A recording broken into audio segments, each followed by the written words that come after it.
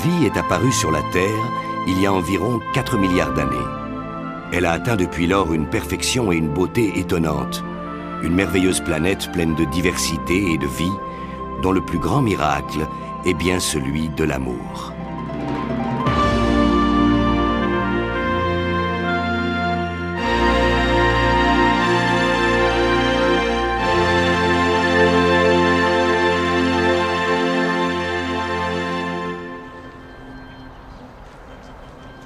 C'est souvent ainsi que cela commence.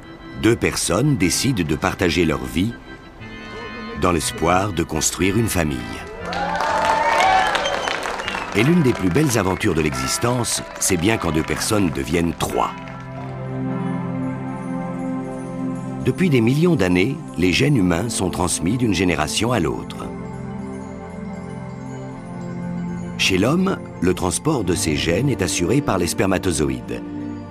Il s'en crée 100 millions par jour, un nombre incroyable qui correspond à 1000 nouveaux spermatozoïdes par seconde. Et ce qui est fantastique, c'est que chacun possède un code génétique différent.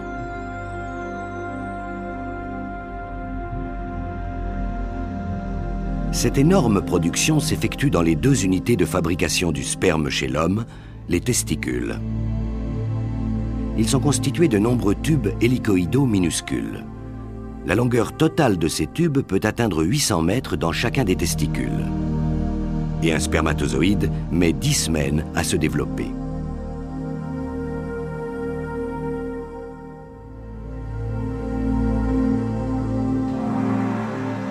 Voici l'intérieur de l'un de ces tubes dans lequel se trouve la chaîne de montage des spermatozoïdes. Les cellules souches sont accrochées le long des parois des tubes. Puis elles se divisent et se déplacent vers le centre du conduit pour entamer leur période de maturation.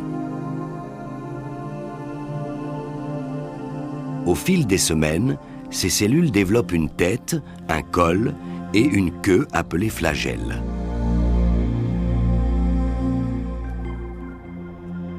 Une fois constitué, le spermatozoïde est alors devenu un messager qui doit livrer un colis très spécial renfermant les gènes de l'homme.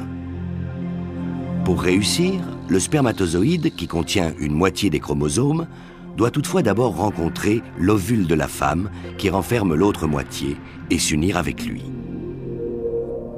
Mais l'espérance de vie d'un spermatozoïde n'est cependant que de 5 jours au maximum.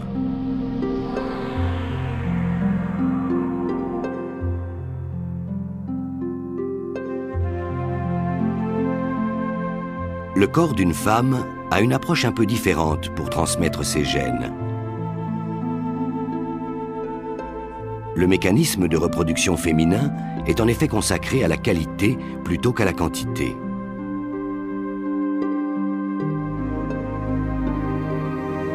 Au moment de sa naissance, les 2 ovaires d'une femme contiennent 1 million d'ovules immatures, dont 400 000 seulement existeront encore au moment de la puberté.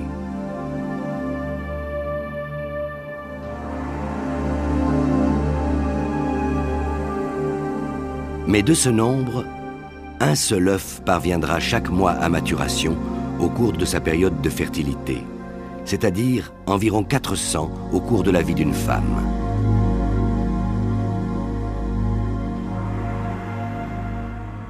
On voit ici l'ovaire à gauche, avec les franges des trompes de Fallope à droite.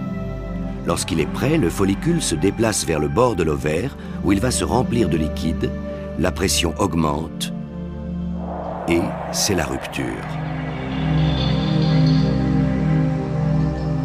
Entouré d'une énorme quantité de cellules produisant des hormones, l'ovule est alors expulsé de l'ovaire. Un drame tranquille de la nature, mais beaucoup de femmes perçoivent le moment exact où se produit l'ovulation.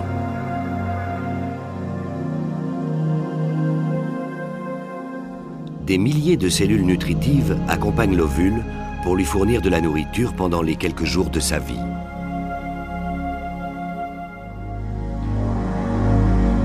L'ovule, qui se trouve ici en bas à gauche, n'est pas plus gros que la pointe d'une aiguille.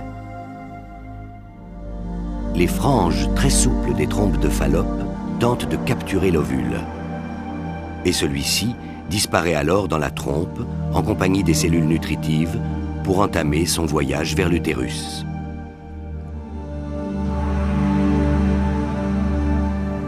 C'est le début d'un périple fantastique que nous suivons ici dans la trompe de Fallope, dont l'apogée sera la rencontre de l'ovule avec les spermatozoïdes.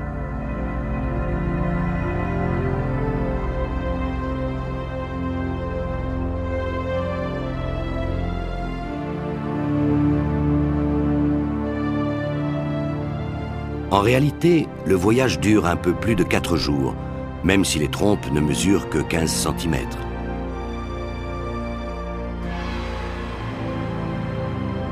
Dans un mouvement synchronisé, des millions de minuscules cellules ciliées font avancer l'ovule. Un ovule minuscule qui contient pourtant tout ce qu'il faut pour créer une nouvelle vie. Tout, sauf ce que va lui apporter le sperme, ce colis contenant le patrimoine génétique de l'homme et son ADN. Mais le temps presse, l'œuf doit être fertilisé moins de 24 heures après l'ovulation, sinon il va mourir. La reproduction sexuelle est un combat contre la pression du temps, et c'est une affaire compliquée et risquée. Alors pourquoi se donner tant de mal?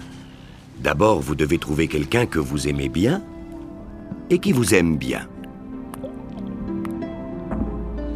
Et même si vous découvrez la perle, vous ne pourrez transmettre à vos enfants que la moitié de vos gènes.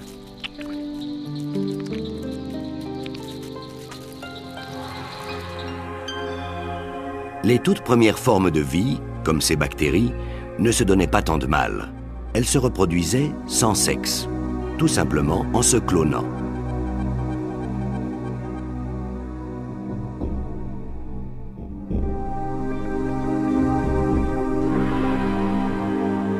Et même ces organismes aquatiques primitifs font des copies conformes d'eux-mêmes. Voilà le processus de la division. Une cellule se scinde en 2 parties et chacune comporte ensuite exactement le même patrimoine génétique.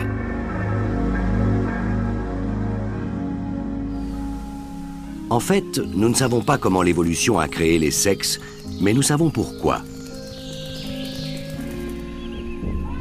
La reproduction sexuelle assure les diversités indispensables dans les espèces et un taux de survie correct. Voilà pourquoi elle s'est tellement propagée.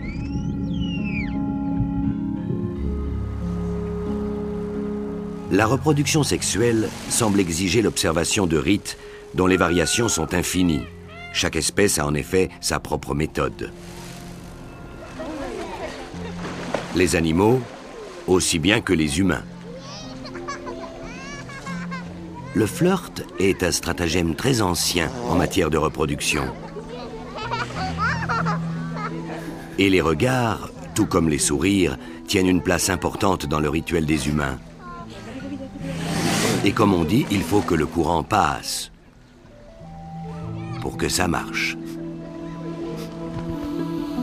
On sait que dans la nature, les mécanismes de reproduction sont influencés par les odeurs, provoquées par des molécules chimiques que l'on voit ici agrandies 2 millions de fois grâce à un microscope électronique. Ces molécules chimiques s'appellent des phéromones.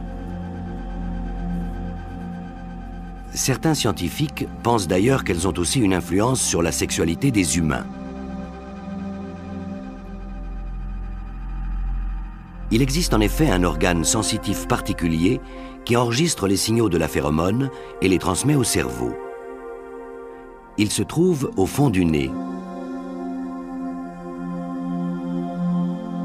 Il a une forme arrondie, comme on le voit ici, au milieu de l'image.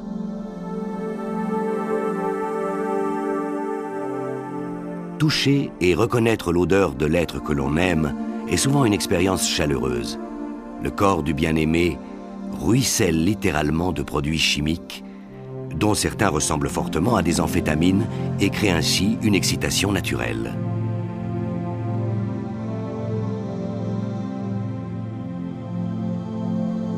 La caméra thermique enregistre l'élévation de la température du corps et l'excitation sexuelle a un effet puissant sur toutes les fonctions et les sens du corps humain.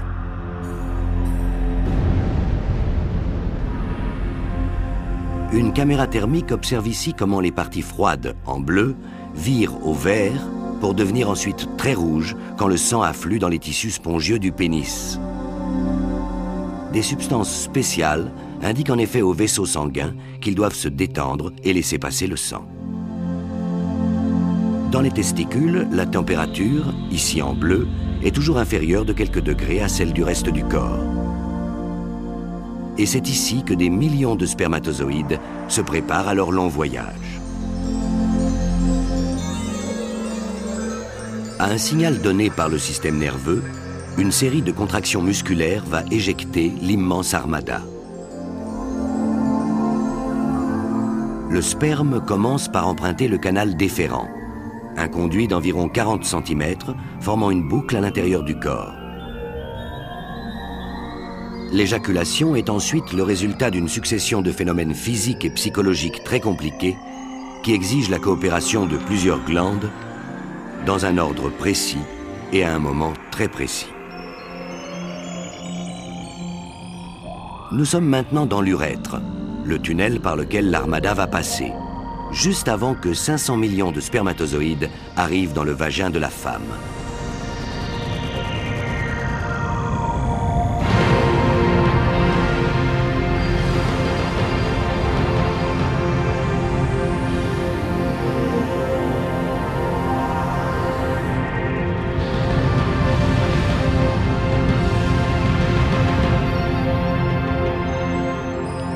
Et c'est alors le début d'une lutte fantastique pour la survie et le succès.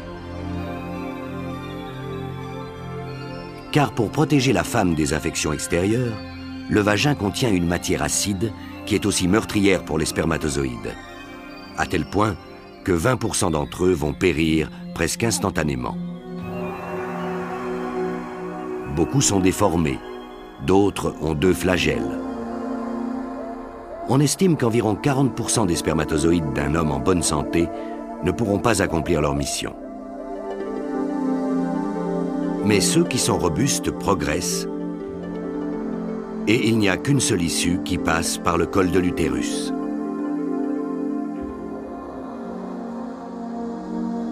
Mais celui-ci est en général obstrué par des mucosités qui interdisent aux bactéries et donc aussi aux spermatozoïdes d'aller plus loin. Or, ces mucosités ne se rétractent que quelques jours par mois pour former des canaux très fins. Alors, si c'est le bon moment, les spermatozoïdes trouveront le chemin de l'utérus et se rapprocheront de leur destination finale, l'ovule, qui se trouve à 15 cm dans les trompes de Fallope. Mais c'est une énorme distance pour ces minuscules spermatozoïdes mesurant 6/100 de millimètre. Et seuls quelques milliers d'entre eux parviendront à l'utérus après avoir effectué 1000 mouvements ondulatoires avec leurs flagelles pour parcourir 1 seul centimètre.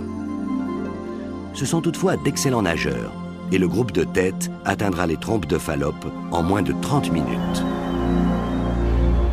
Une fois à l'intérieur, le voyage devient encore plus difficile.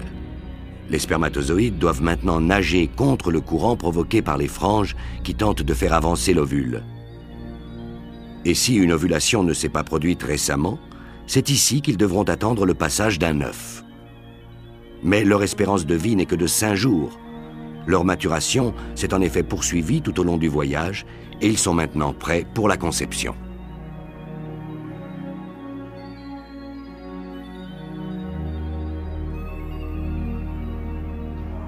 Même si la synchronisation est parfaite, il n'existe cependant aucune garantie que la conception aura lieu. Parmi les millions de spermatozoïdes qui ont entamé ce voyage, seules quelques centaines vont atteindre l'œuf, et le processus de sélection continue alors qu'ils nagent près de celui-ci. Les cellules nutritives forment une sorte de couronne autour de l'œuf, que les spermatozoïdes vont devoir percer s'ils veulent aller plus loin. Certains restent bloqués contre l'œuf, qui est 85 000 fois plus grand qu'eux.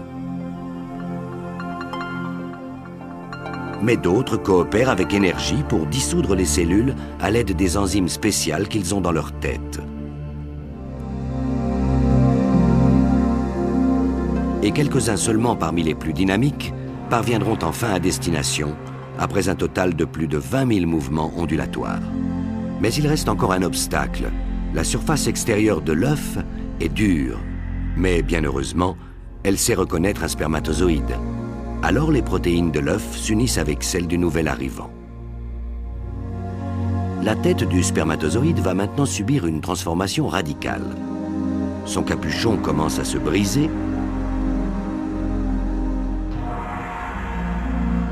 et le spermatozoïde se fraye un chemin pour surmonter l'ultime obstacle important. Voilà le vainqueur terminant son parcours. Unique champion parmi 500 millions de spermatozoïdes.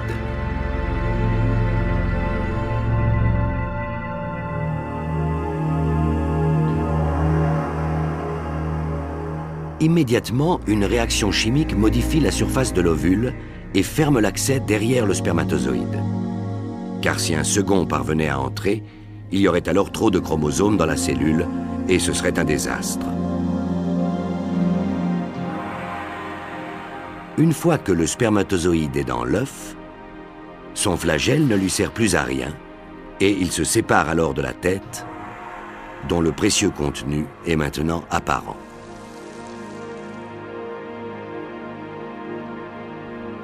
Voilà, le voyage est terminé.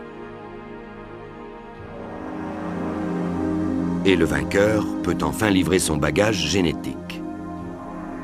Chaque spermatozoïde possède 23 chromosomes qui contiennent la moitié de l'ADN nécessaire pour créer et développer un être humain.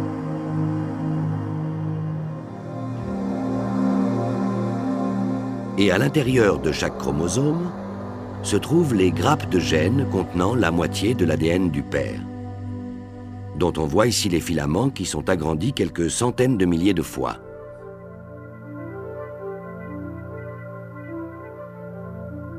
Voilà le moment qu'attendait l'ovule. Il devient subitement actif, mais contrairement au spermatozoïde, n'est pas encore tout à fait prêt pour la conception. Elle n'aura lieu que lorsque le spermatozoïde aura atteint sa destination et libéré la moitié de son bagage génétique dans ce que l'on appelle le corps polaire, que l'on voit ici au bord de l'ovule. On distingue maintenant deux petits points avec des gènes. L'un appartient au père et l'autre à la mère. Ils se rapprochent très lentement l'un de l'autre.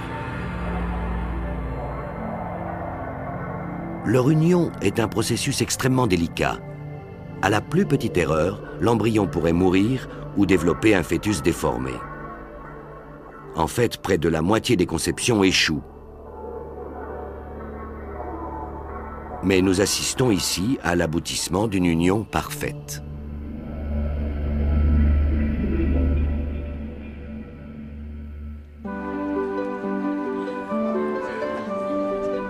C'est à la reproduction sexuelle que l'on doit la grande variété des êtres humains. Nous appartenons tous à la même espèce, mais chacun de nous est unique, après avoir reçu ses caractéristiques au moment de la conception.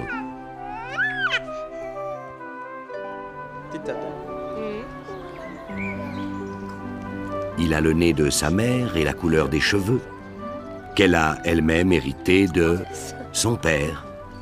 Chacun de nous possède une série de gènes totalement uniques.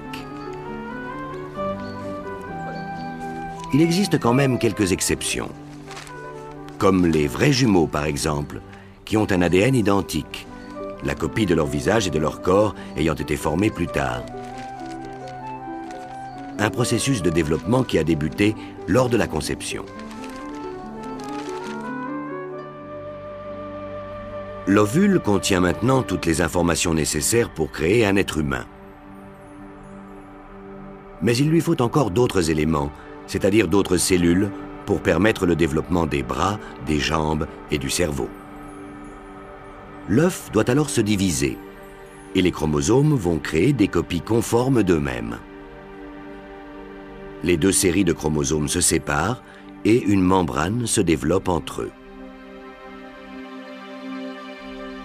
Ce processus spectaculaire se poursuit.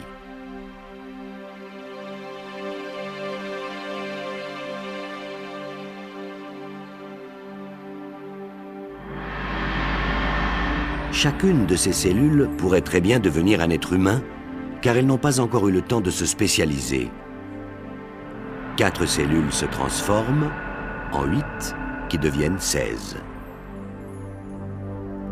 Vous assistez maintenant au développement d'un être humain. La séquence a été filmée au rythme d'1 image par minute sur une période de 2 jours et demi.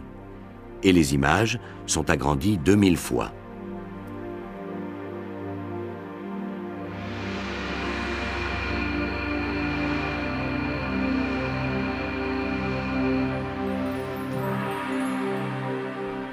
L'œuf poursuit son chemin dans les trompes de Fallope en se divisant 2 fois par jour.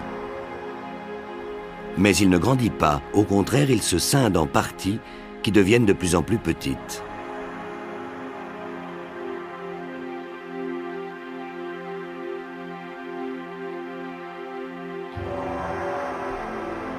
L'œuf fertilisé est désormais constitué par des centaines de cellules qui vont s'organiser entre elles pour développer un nouvel être humain.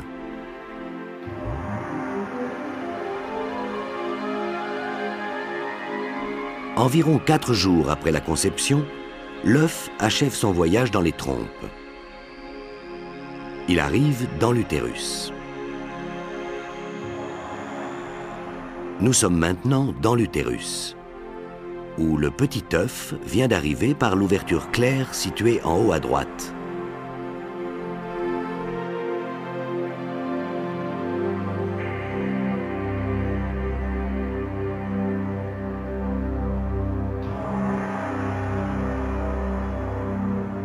Il absorbe du fluide et les cellules se séparent dans la coquille.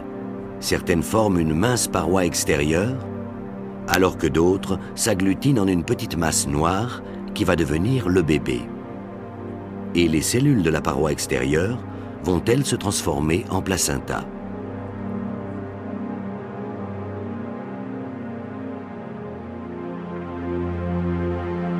Des milliers de cellules forment maintenant l'embryon et consomment une grande quantité d'énergie. L'espace et la nourriture viennent à manquer à l'intérieur de la coquille solide, et pour pouvoir grandir encore, l'embryon doit trouver une nouvelle source d'alimentation. Il lui faut donc absolument sortir de sa coquille. Le 5e jour, l'embryon produit des enzymes très puissantes qui vont creuser dans la coquille un trou minuscule par lequel le contenu va s'extraire. Ces images ont aussi été prises toutes les 60 secondes. Et le processus auquel nous assistons se déroule en réalité en 24 heures. Les scientifiques appellent cette phase spectaculaire de notre création l'éclosion.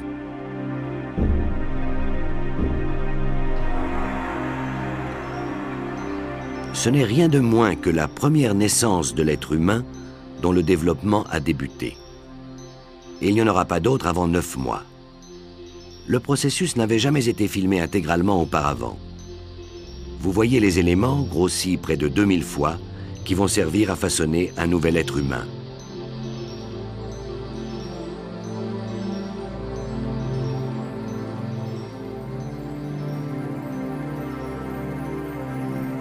Pendant plusieurs jours, le petit groupe de cellules va alors chercher un endroit convenable pour se poser sur le revêtement de l'utérus où se trouvent les éléments nutritifs. Grâce au microscope électronique, nous voyons que l'embryon, qui a maintenant 1 semaine, s'est enfin posé à la surface des parois de l'utérus, dans lesquelles il va presque immédiatement commencer à creuser.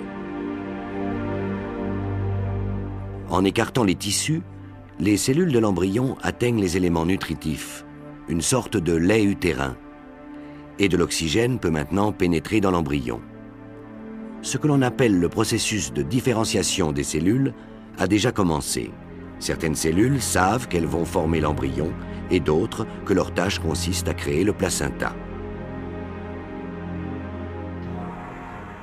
Nous voyons maintenant le même processus grâce à cette séquence filmée unique. D'abord, la taille de l'embryon augmente car il absorbe le liquide et les aliments fournis par la mère. Puis, il semble redevenir plus petit, mais c'est en fait parce qu'il s'enfonce profondément dans les parois de l'utérus.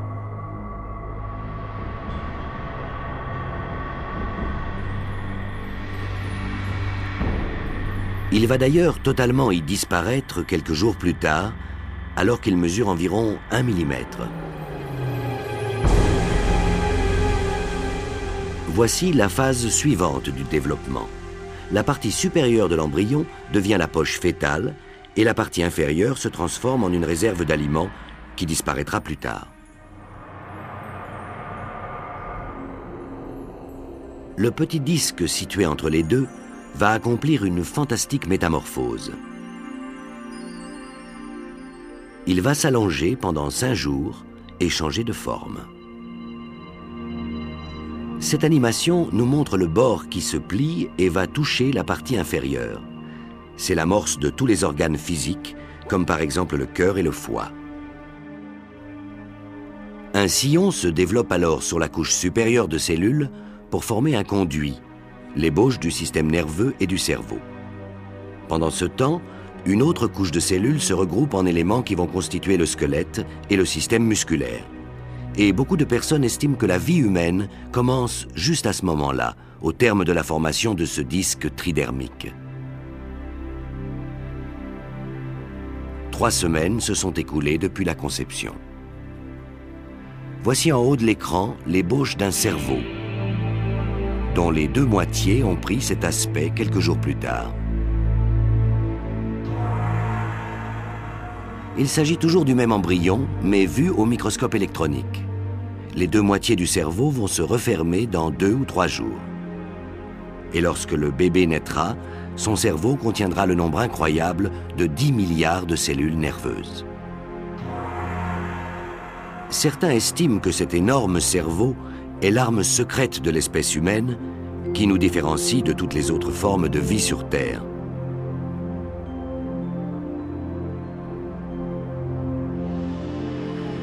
Ces images uniques montrent la formation des cellules nerveuses dans le lobe frontal du cerveau de l'embryon. La production est soutenue et 100 000 nouvelles cellules s'ajoutent chaque minute au cerveau. Couche après couche, les premières cellules commencent à former le cortex cérébral, où apparaissent les circuits réservés aux impulsions électriques qui constitueront nos pensées et nos sentiments. On a cru pendant longtemps que la production des cellules du cerveau s'arrêtait à la naissance, mais on sait aujourd'hui qu'elle se poursuit jusqu'à l'âge adulte. Voici la tête de l'embryon avec son cerveau de profil.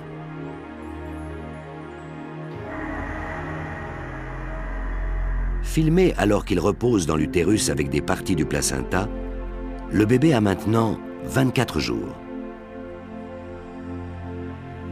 On voit déjà son cœur au centre et on distingue même les 2 ventricules.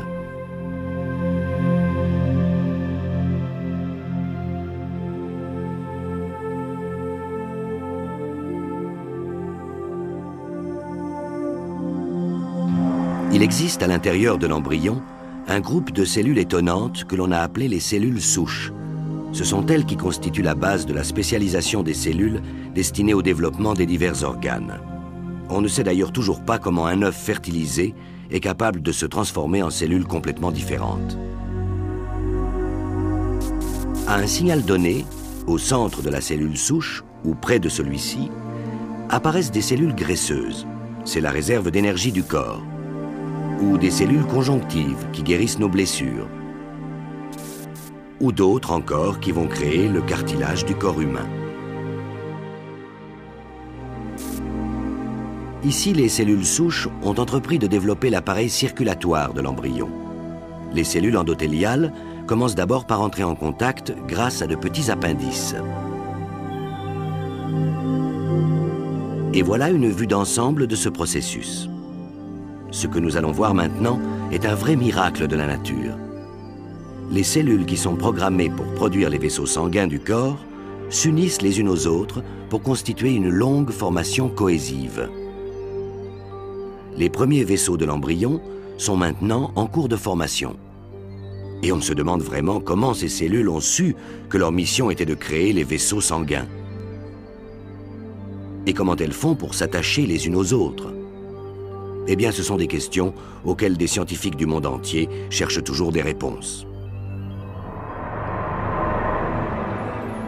Mais la nature elle-même sait très bien comment faire passer les globules rouges et leurs molécules d'oxygène à travers les vaisseaux. Ensuite, des vaisseaux plus larges et plus efficaces sont constitués. Mais les cellules souches connaissent encore d'autres manières de se transformer. En voici quelques-unes qui commencent à se contracter d'une manière rythmée. Elles sont devenues les cellules du cœur.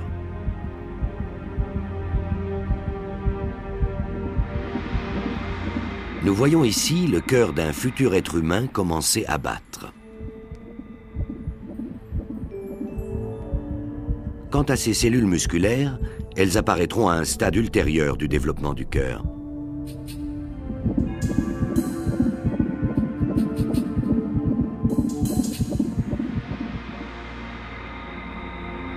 Après 5 semaines, l'embryon mesure 8 mm de long, mais ressemble plus à un protozoaire préhistorique qu'à un être humain.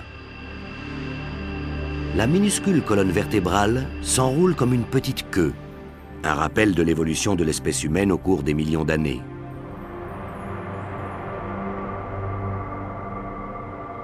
À ce stade, tous les vertébrés se ressemblent d'une manière étonnante.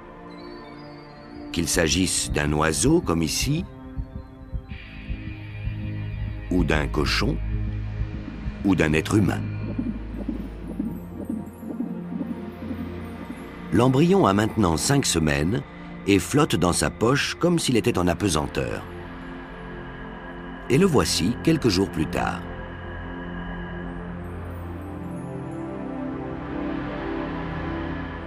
C'est toujours le même embryon, mais on le voit de face. Il mesure désormais 1 cm et les oreilles, le nez et la bouche commencent à apparaître.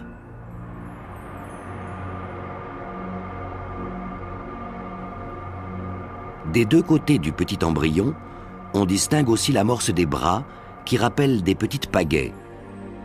L'embryon a 6 semaines et approche les 15 mm de long.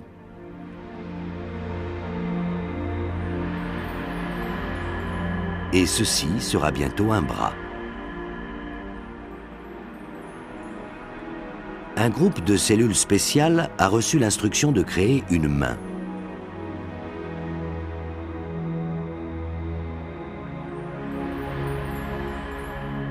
Grâce au microscope électronique, on aperçoit les doigts au début de leur formation. Ils ressemblent à des palmes. Mais certaines cellules ont été programmées pour mourir, et au fur et à mesure qu'elles disparaissent, de petites dépressions se creusent, permettant aux doigts de prendre forme. Cette menotte a maintenant 6 semaines. Une semaine a passé. L'être humain en formation mesure alors presque 2 cm et pèse quelques grammes.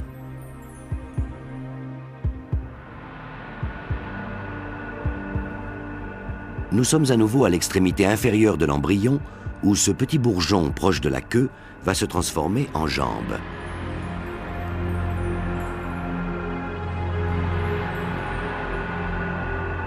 On voit bien ici l'amorce des 2 jambes de chaque côté du moignon de queue. Et voilà la jambe à un stade un peu plus avancé. L'embryon a maintenant 7 semaines. Et il ressemble de plus en plus à un être humain. À l'intérieur du corps, la formation de tous les organes importants se poursuit.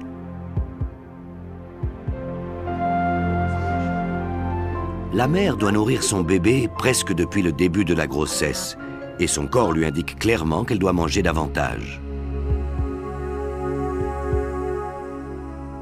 Quand l'embryon se développait dans les parois de l'utérus, il était une sorte de parasite qui rivalisait avec la mère pour se nourrir.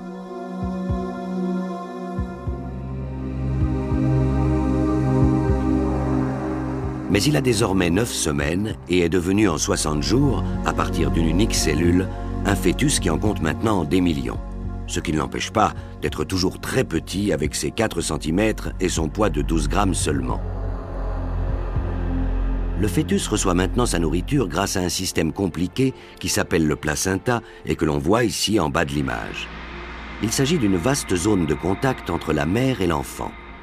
Et c'est par cette surface d'environ 15 mètres carrés que la vie va passer et que l'oxygène et les éléments nutritifs parviendront au fœtus.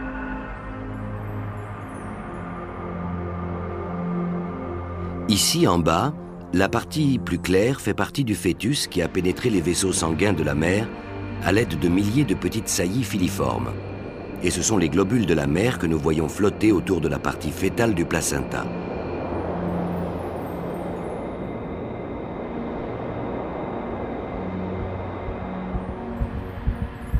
Et voilà le cordon ombilical qui est relié au placenta.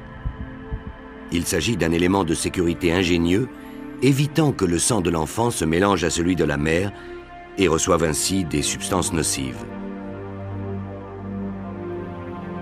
Certains scientifiques affirment que la nourriture fait l'objet d'une lutte continuelle entre la mère et l'enfant. On sait aujourd'hui qu'en cas de crise, les éléments nutritifs sont d'abord envoyés au cerveau de la mère. Et grâce au cordon ombilical, le fœtus fait exactement la même chose, alimentant seulement ensuite le reste du corps. Mais si la quantité de nourriture est suffisante, les organes continuent à se développer. Voici la main au cours de la 9e semaine. Et si les cellules peuvent continuer leur travail de façon ininterrompue et s'en tenir au calendrier de production qu'elles ont en mémoire, elles vont créer la main avec tous ses détails et des doigts parfaitement formés. Encore la main, mais après 11 semaines de développement dans le fœtus. Et ici les doigts, très agrandis par la caméra.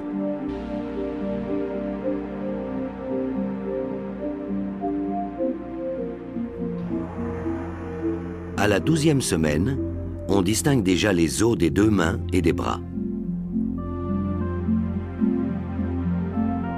Le fœtus a maintenant 17 semaines.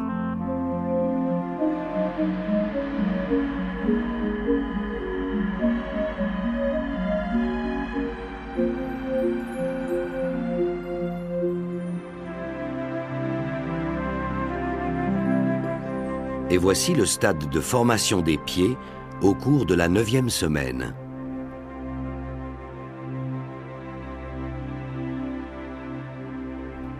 Les doigts de pied, très bien formés, sont apparus un peu plus tard. Et lorsque les pieds ont atteint une certaine phase de développement, ce sont alors les jambes qui commencent à grandir. Le fœtus a maintenant 4 mois et mesure 16 cm. Nous distinguons une partie de la jambe inférieure à travers la peau très fine. À ce moment-là, le reste du squelette est toujours constitué de cartilage. Et voici le fœtus une semaine plus tard.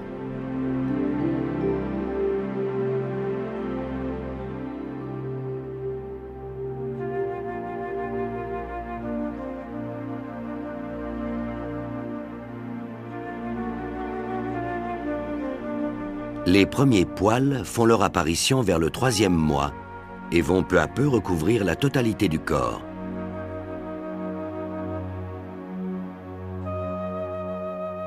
On ne sait toujours pas pourquoi celui-ci se couvre ainsi d'une sorte de fourrure au stade fœtal. C'est peut-être l'héritage d'une phase de développement très ancienne, souvenir d'une époque où la fourrure avait alors une utilité pratique. Mais tous ces poils auront disparu au moment de la naissance, sauf sur la tête. Une petite moustache pousse sous le nez.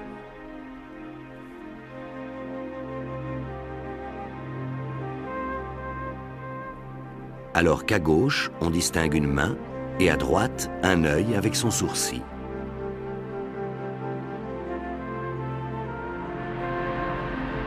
Le fœtus a maintenant 24 semaines et on voit bien que le visage est entièrement recouvert de petits poils. Et c'est parce qu'il pousse en biais à partir de la peau qu'il forme ces petits dessins.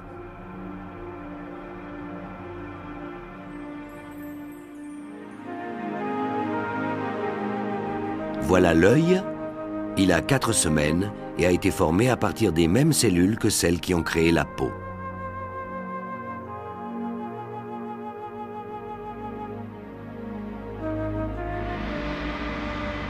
Au début, les yeux ne sont que des petits trous sur les côtés de la tête.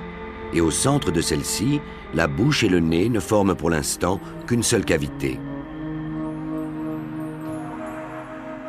À la 6e semaine, l'œil est formé, mais il n'est pas encore à sa place. Il va alors se déplacer lentement vers l'avant du visage. Ensuite, le cristallin prend forme, mais il n'y a toujours pas de paupières. Et voilà l'œil quelques jours plus tard. Et à la 8e semaine.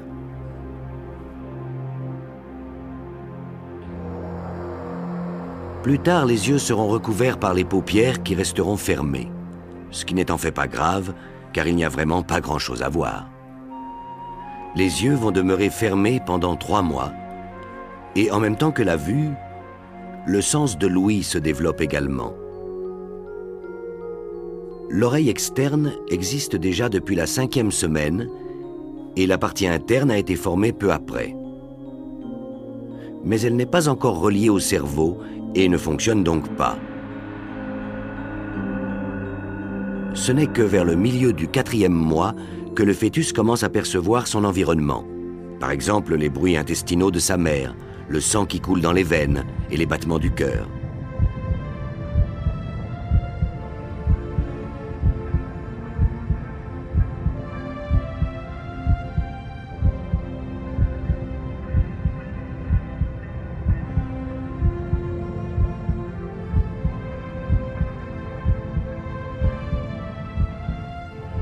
On pense que le fœtus apprend à reconnaître la voix de sa mère et celle de son père, et étrangement qu'il mémorise aussi la musique.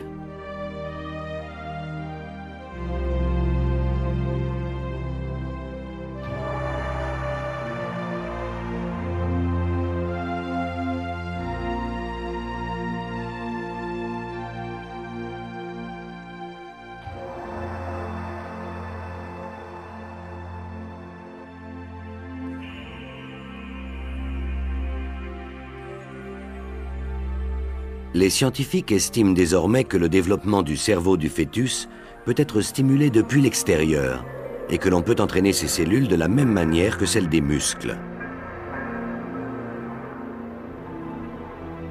Le cerveau déploie en effet une activité permanente, mais le fœtus ne pense pas.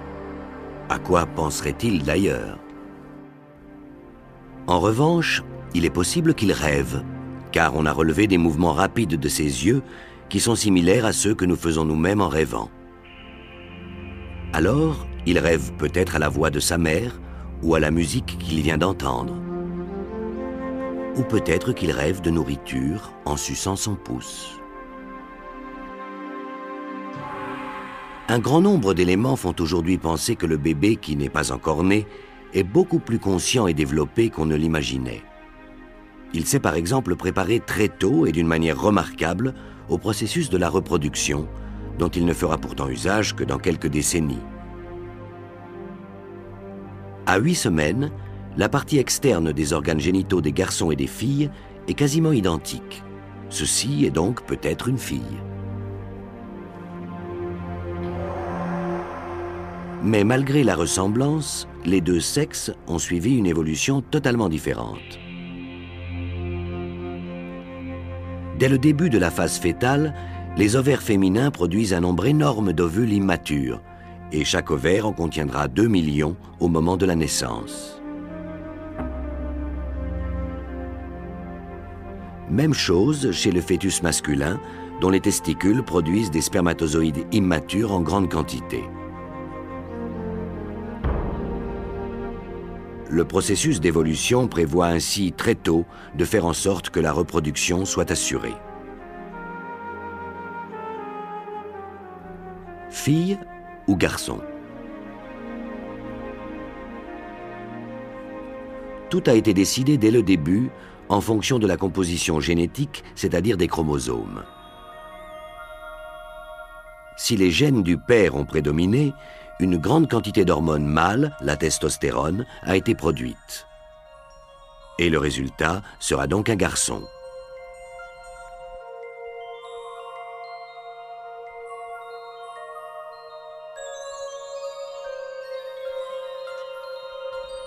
Mais en l'absence d'hormones mâles, ce sont les estrogènes de la mère qui vont imposer le développement d'un embryon féminin.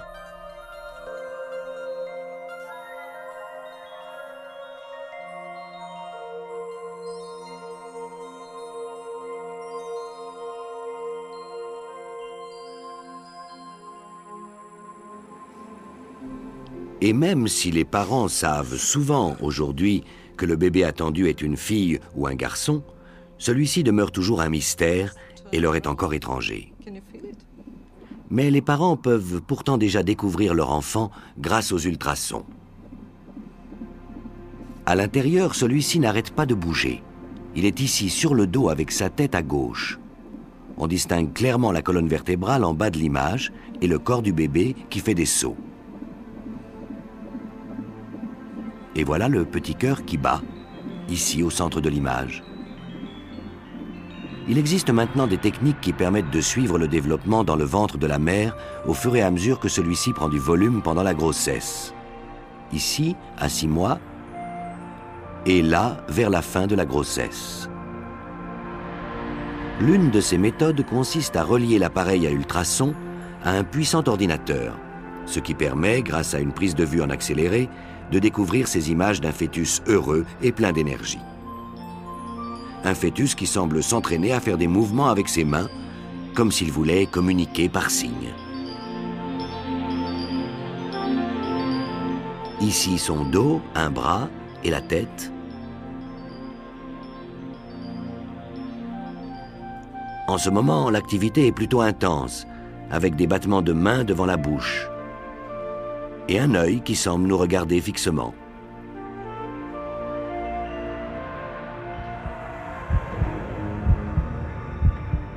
Cette séquence unique nous emmène à l'intérieur de l'utérus. Le fœtus qui a 16 semaines s'agite et se tourne, mais on ne sait pas s'il dort ou s'il est éveillé.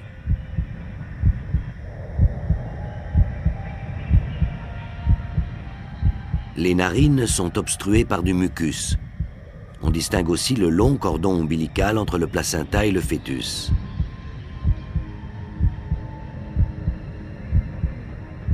Quant à l'organe sexuel bien développé, il ne laisse planer aucun doute, c'est un garçon. Le fœtus suce son pouce. Il s'entraîne pour le jour où le cordon ombilical sera coupé et où le bébé devra alors aspirer sa nourriture.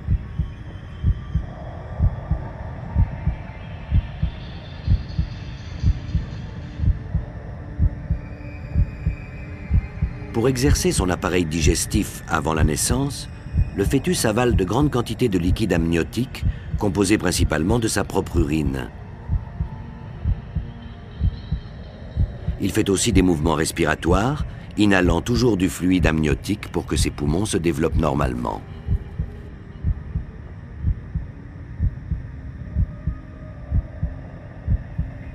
Les études les plus récentes indiquent que c'est le bébé et non pas la mère qui déclenche le processus de la naissance.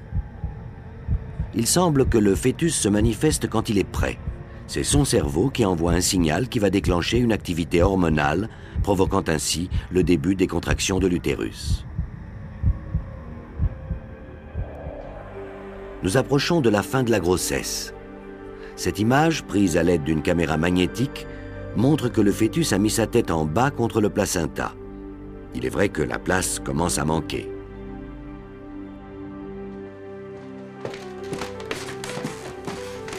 Il va bientôt naître, mais personne ne sait exactement quand. Sauf le fœtus, car c'est lui qui décide. Ce soir, les parents du futur bébé étaient invités à dîner.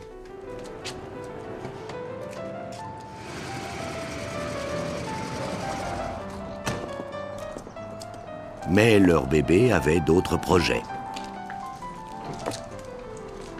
On ne sait toujours pas ce qui déclenche le travail, mais une fois qu'il débute, l'utérus ne va pas cesser de se contracter. Ces contractions douloureuses des parois utérines provoquent lentement l'ouverture du col de l'utérus, laissant ainsi la voie libre au bébé.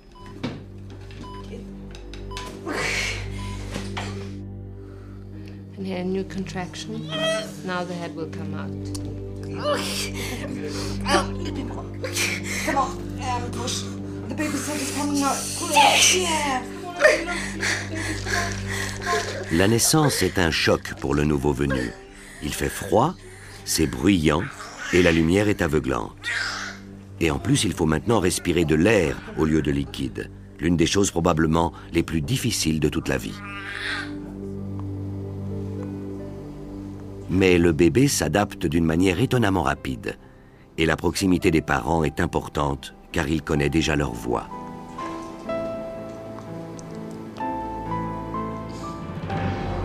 Ce fut un long voyage. Depuis l'œuf tombant dans les trompes de Fallope,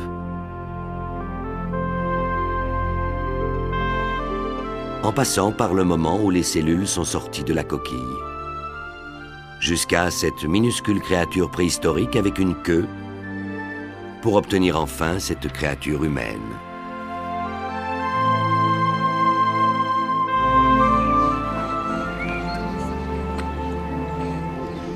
Et quelle expérience que de manger à l'extérieur du ventre maternel.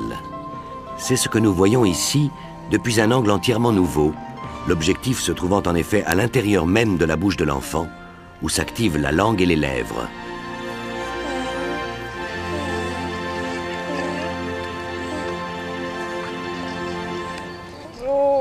Voilà, un nouvel être humain a été créé, et c'est vraiment un miracle de l'amour.